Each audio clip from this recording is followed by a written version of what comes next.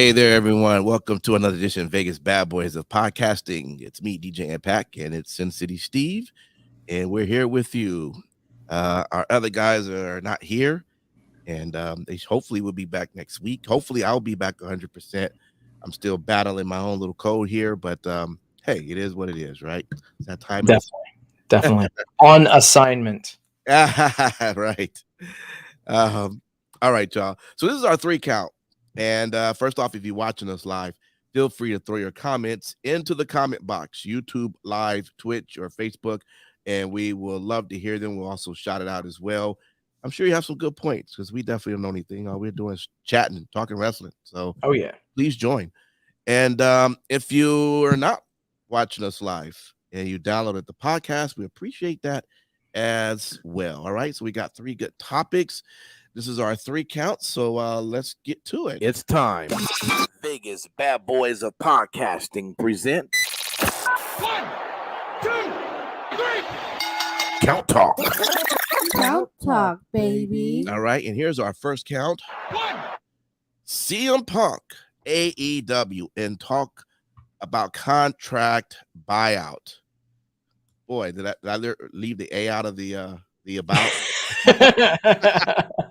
You know what? That's a quick fix, right? Well, they're talking about it.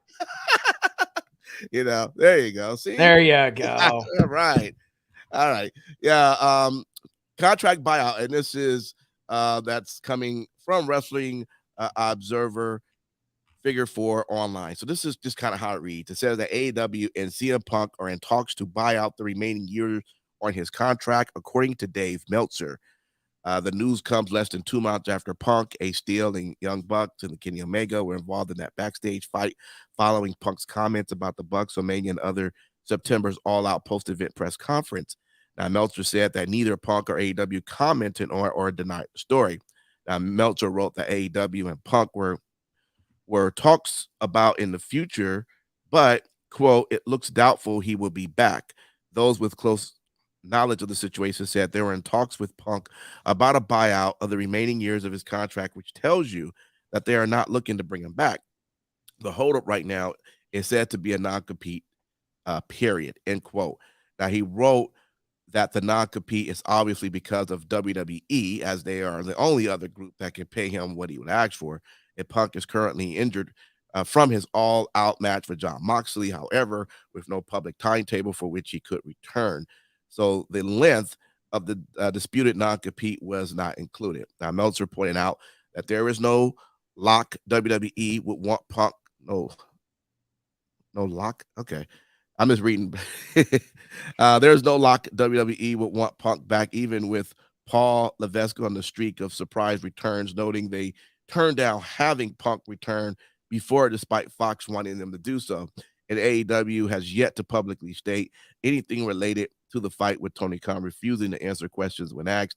It's assumed that Omega and the Bucks were suspended following the fight, while Punk is injured and he can't return to action anyway. It's unclear if he'll be suspended despite that. Finish up by saying Punk, Omega, and Bucks were all stripped off their titles on the post all-out edition of Dynamite without being mentioned by name or why titles were stripped from them to begin with. Still, the backstage producer and close friend of Punk was released earlier this week in the latest development in a situation that has been slow-moving and without a lot of answers. And Punk debuted for AEW in August 2021 at Chicago's United Center after nearly 8 years away from pro wrestling, returning to the ring a few weeks against Darby Allin. Okay. Sin City Steve. So apparently, they are, let me just say this. Matt Michaels was never really a fan of Punk. Of course not. Wait, hold up. All right, sorry. And but part of his reasons is he always felt that it was more about his ego. And he don't care about anybody else but him, despite the fact that he makes it seem like it's more than that. What is your take, though? And the reason why I mention that because not only did I read the story that I'm reading here, but I also read, I didn't add this to it, but I had read that someone made a response about a fan. I guess Jericho had liked a comment from a fan that had said something about the idea of CM Punk really seem not to be liked or whatever. I can find that quote while you're giving your explanation, but it just seems like this whole idea of what we were expecting to get from Punk and having him here, it doesn't seem like it sort of came out the whole plan that it was meant to be. I mean, what's your take on that? The best laid plans, huh? Yeah, it didn't quite pan out. First off, I do have to point out something that was said in our Twitch chat by American Bam Bam. He says, there ain't an amount of money that contract is worth to Tony K. He'd pay that punk for a decade to keep him out of WWE. So here's the thing. I agree. Yeah, there's got to be some non-compete there, but I don't know how much of a bridge there actually is for him to go back to WWE. Right. I mean, he was very, very outspoken about his dislike of the guy that's running creative. Right. And, you know, he was not nearly as vocal about how his relationship was with Vince. But yeah, there was a lot of disdain towards Hunter for sure. So I don't know, maybe they need to, you know, make sure that the non-compete's there so that he doesn't go to Impact. What do you think about that, Impact? Interesting. Hey, he's been everywhere else. He's been everywhere else. But yeah, again, though, but he's not been to Impact Wrestling. Yeah, but if he's going to do that, then it's definitely not about the money, right? Well, and I think with him, realistically, he's always been very smart with his money. There have been numerous articles and things like that have come out. He's not broke, but he knows his wealth. And I don't know, and I'm not sure if he's willing, although I do think that if he really loved the industry the way he claimed that he loves it, why did he stay out so long when he still could have been a part of Impact or a part of ROH? I also question that. So yeah. It all remains to be seen. I think that this entire situation will definitely gain some clarity in the entire CM Punk AEW dealings. I don't know if we'll find out maybe with Full Gear. I don't know. Maybe I'm just throwing out that conspiracy, but I mentioned something during Wrestling Talk. Who knows? Maybe you have him show up and you have him cost MJF his title opportunity, because you know MJF is going to be a white hot babyface in New Jersey at Full Gear. Why not have if everything's been smoothed out? Why not have CM Punk show back up and cost MJF the match? It'd be a pretty interesting dynamic, CM Punk versus MJF with the role reversal. I don't know. Maybe I'm just fantasy booking, but that's what we do here. Exactly. So this guy's tweet he had wrote was on his guy tweet says, imagine that you're CM Punk. You've had one of the most triumphant comebacks ever in the history of wrestling. You've been promoted as a star you never got to be in WWE. And within a year, you completely ostracize yourself, becoming so toxic that you're not worth having around. And that's what Chris Jericho liked. Yep. Yeah, man, it's very interesting to see how things have panned out. Realistically, all jokes aside, all conspiracy theory aside, I don't think that we're going to see CM Punk back in an AEW ring. I think that for all intents and purposes, he's more than likely done in ring. So that's legit what I think is going to be the outcome of all of this. Well, I don't think he would go to WWE either, because I don't think they want to risk having what may be appeared of being a hothead of going off script and doing their own thing either. They can't afford that. They could never give him a live mic. Right. Could you imagine? shit. Could you imagine what he would say about the tribal chief? Oh my lord, the type of things. Hey, oh my lord. Back in the day, his comments went viral saying that you know, they had to make Roman look strong. Yeah. If you remember that. Yeah. Yeah. Who knows, man? Oh well. I guess we will see. All right. Let's move over into our count 2. And this is from Fightful.com. And this is titled New Japan Pro Wrestling President Takami Ohbari comments on Karl Anderson being double booked by New Japan Pro Wrestling and WWE. And let me quickly switch this over. All right, there you go. All right. This is how this reads. New Japan Pro Wrestling President Takami Ohbari accepts wrestlers to honor commitments. And he went on his social media to say, quote, we are doing all we can to ensure every signed match in Osaka on November 5th happens as promised. We expect all wrestlers, especially champions, to honor their advertised commitments, end quote. Ohbari's comments are in light of Karl Anderson being double booked for November 5th. He is scheduled to defend his never openweight title against Hikuleo at New Japan Pro Wrestling Battle Autumn, the same day he's scheduled to team with AJ Styles and Luke Gallows against the Judgment Day, which is Finn Balor, Damian Priest, and Dominic Mysterio. On October 4th, New Japan Pro Wrestling announced that Karl Anderson would be defending his neverweight championship against Hikuleo on November 5th. Let's see. On October 10th, Anderson and Luke Gallows we had to return to WWE, making a surprise appearance on WWE Raw as backup for AJ Styles. And then following the event, New Japan Pro Wrestling still advertised Anderson's bout against Hikuleo. Now, on October 17th, the OC versus the Judgment Day was made official for the WWE Crown Jewel, which also takes place on November 5th. And then Anderson and Gallows released a video saying they would not be appearing at New Japan Pro Wrestling Battle Autumn. New Japan Pro Wrestling said the match was still scheduled. And then Fightful, of course, let us know as they know more. Well, isn't that something? Yeah.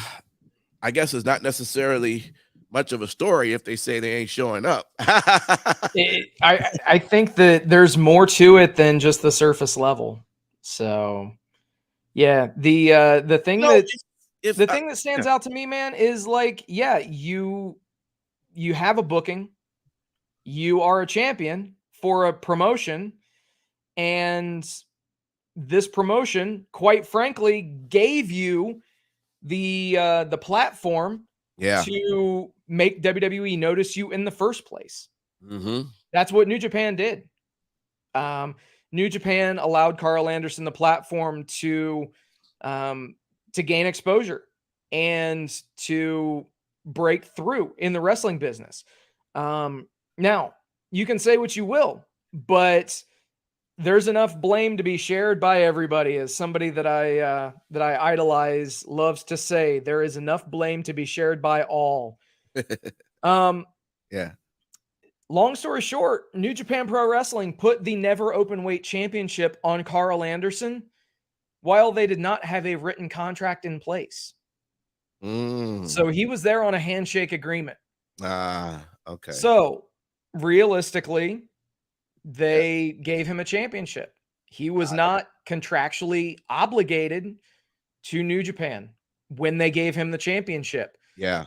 And that's a bit of an issue in itself. Also, though, you have to figure WWE, they were in talks for quite some time about working with New Japan. And now that there's a new regime working with other promotions, it's always been known WWE does not, they're like the big kid in the sandbox. They don't like to play well with others. And that's, evidently the more things change, the more they stay the same. Even with the new regime in there, it looks like as if they're still, gonna take another territories wrestlers and, schedule them a match on a date when they know that they have a match to drop the championship and put over somebody else in New Japan, which that was the plan. Is Karl Anderson was supposed to put over Hikuleo. Right. And he was going to have the never open weight championship. Karl Anderson would, ride off into the sunset, and that's not going to happen. And it really kind of sucks because Karl Anderson was the founder of Bullet Club. Karl Anderson founded Bullet Club, and now it's almost like as if between WWE and Karl and Luke, I don't know if that bridge is being burned. Ben Balor said he created Bullet Club. I'm sure everybody want to take the of course. I mean, it's one of the better stables in the last 25, 30 years in professional wrestling. Yeah. And it good on whoever wants to take ownership of it. You know what? I don't see why. Granted, a handshake is not the same as having a signature on some paper. On the other hand, I would assume Karl would have wanted to do the right thing. And I wish not to say maybe he did, and Triple H was like, no, he can't do that. Exactly. But it would have been, I'm hoping at least he threw out there before they came back that I'm supposed to do this one last event. Is there any way, even if I had to wait till after this, because technically, if you did it after Crown Jewel, you're kind of starting like maybe a new storyline going into Survivor Series, right? So they could have came out then, if anything. So maybe that could have been a possibility, and they could have still did. But I don't know how much he really pushed for that, because it would have been great if he was just allowed to complete that. I know he would not want to, if it came to the option of, well, you either, the option is you either complete that or you can't work here, then I'm going to just say I'm not going to complete that. But it does suck. It puts everybody in a situation that you don't want to be in. And let's say the Good Brothers has come and gone, almost in every promotion. They've made their rounds, bro. They've been everywhere. And that's the thing is, these guys are great. They say what you will about how they are in the ring or whatever. I've heard, there are some people that just can't stand their work in the ring. I saw Karl Anderson work in front of 20 people in a freaking civic or a county fairgrounds. He's from Cincinnati, and I saw him work literally, I'd say maybe 15 people in the little expo center. So I've seen his career from the very beginning, and I've got the utmost respect for him. So it's one of those things that, of course, we don't know all the facts, and it is what it is, but we just have to look at what is public knowledge and work from there. Yeah. Well, hopefully they work that out, man. For sure. I didn't even know that was happening. All right. Let's move over into our third count. 3. And this one is titled Bray Wyatt criticized for not being able to get heat. And that's from ringsidenews.com. And now let me just read that right quick. It says that Bray Wyatt is most certainly one of the most creative wrestlers in all the WWE, regardless of him being in the company or not. However, he was never used properly at all. The Fiend was arguably his most creative character and truly showed just how imaginative Bray Wyatt would be. Unfortunately, his gimmick was never booked well in WWE until his release last year. Now, Bray Wyatt made his return during Extreme Rules premium live event and completely shocked everyone in attendance. Speaking on story time with Dutch Mantel, I guess Mantel criticized Wyatt for not being able to get any real heat. And this is what he was, quote, saying. I'm still not the biggest fan of Bray, but it's not up to me to set the market value. It's up to his fans. And what I'm saying, if you like Bray Wyatt, more power to you. But I don't think, other than his merchandise sales, which is astronomical, I heard, I don't think he's added that much to the live gates or the pay-per-view base, because he would just go in the ring and just beat guys up. Where's the heat in that? There's no heat. I mean, he didn't, but he just beat guys. So how are you going to boo a guy that basically just beat another guy straight up? What are you mad about? Nothing. He just beat him. So that was the only problem I saw in him. Now, Wyatt, and that was the end quote. And it says, Wyatt cut a very emotional, candid promo on Friday Night SmackDown last week, which many fans appreciated. He then cut a cryptic one this week. And so we'll have to see what WWE will book him in the future. So yes, that's that. Sin City, Mantel is probably just another one of those guys like us that just have a podcast and just letting his opinion be heard. But do you think he's got something on here on what his idea of Bray really not bringing any heat? So the thing is that gets me is, Dutch Mantell is, I view what he says on his podcast very similarly to Jim Cornette. Both guys made a name for themselves in the business. And I think I heard Jim Cornette don't like Bray either. I think I heard that, but I'm not sure. I'm out the So the unfortunate thing is, I don't believe that Cornette's the biggest fan of Bray Wyatt either. Okay. Now, obviously, Dutch Mantell, former WCW wrestler, he booked in WCW for a bit and then was Zeb Coulter in WWE. So, I mean, the guy's been around, but at the end of the day, I will take what he says with, I don't want to say a grain of salt, but this guy and Cornette and a lot of the guys that are criticizing certain characters that are taking the spotlight in today's wrestling landscape, we do need to pay attention to what they say. And their opinions are definitely valid. However, the landscape of professional wrestling has changed. The business has evolved, and I'm not saying that their opinions don't matter, because they definitely do matter. And we need to be mindful of things that people like Dutch and people like Cornette have to say. But at the end of the day, we also have to look at merchandise sales, which Dutch even mentioned. Right. Look at the merchandise sales. Look at the revenues of, the various things. Look at the social media trending. Does the Bray Wyatt promotional, or does the Bray Wyatt promo vignettes and actual promos, do they generate a ton of buzz? Yes. Are they some of the most rapidly viewed videos on WWE's YouTube channel? Yes. So I think that we may be seeing a disconnect between some folks in the business that have certainly put in their time and a large chunk of today's audience. I know that the Bray Wyatt promos have gotten millions of views in virtually no time at all being up on the YouTube channels. And I remember Bray Wyatt showing up. It was the hottest shit in all of wrestling. His return overshadowed absolutely everything else at Extreme Rules. Right. You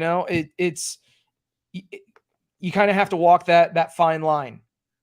The one thing, as I'm kind of rereading what the writer wrote and then reading what he quoted from Mantell, and I'm just a little so the first thing the writer wrote was, the Fiend was arguably his most creative character and truly showed just how imaginative Bray Wyatt would be. Unfortunately, his gimmick was never booked well in WWE until the release of last year. I'm confused. How is that possible? Because when Bray came out, when the Fiend was created, dude, that was like the greatest thing that was booked from its existence until it ended. Now, there were some things that had kind of changed within the time. Yeah. I get, but at what point and again, going through kind of Bray's mind, and then of course when he's allowed to get through with WWE creative, sometimes you have to kind of make a little bit of changes or people might get a little bored with it. But I don't think, just going back to his line, that his gimmick was never booked well until the release of last year. I don't know. I don't agree with that. And then I don't agree with Mantell saying that I don't think he added that much to live gates or the pay-per-view base. I mean, listen, I know now that, okay, let's put it this way. There's been a lot of shows selling out, including SmackDowns, even without Roman Reigns. Yep. Who do you then say, and I'm not saying Bray, but who then do you give the credit then? Are you going to say Sheamus is causing the money at the live gates? I think, if anything, having Bray back actually will help make people want to even be more at the shows. I know I want to. When I went to see Bray at the last big show before COVID, that was the SummerSlam in Toronto. Dude, that was the biggest thing. His intro to that was just amazing. I've never seen an audience so engaged in his entrance. And it was a powerful statement. I don't know. I think, yeah, if his sales are showing one thing, I would think that the gate and pay-per-view buys would say the same. I disagree with that too. Those are just my opinions on both of that. We'll have to wait and see where that goes. Yeah, most definitely. I am interested to see where his storyline is going to go from here. So, oh yeah. All right. Guess it's time to ring that bell. Yep. I'm tapping. All right, guys. Thanks for hanging out with us. We truly appreciate it. Got through another 3 count. Like I say, hopefully the boys be back next week, and I hope I'll be 100%. But I do appreciate everyone who was in our live chat, and also thank you for everyone who downloads the podcast. We've been at this for a while. We just thank you for just coming to our little campfire, if you want to say, and we just sit and talk wrestling, That's why we do it. So we definitely appreciate you all. Sin City Steve, man, what do you want to tell the folks out there?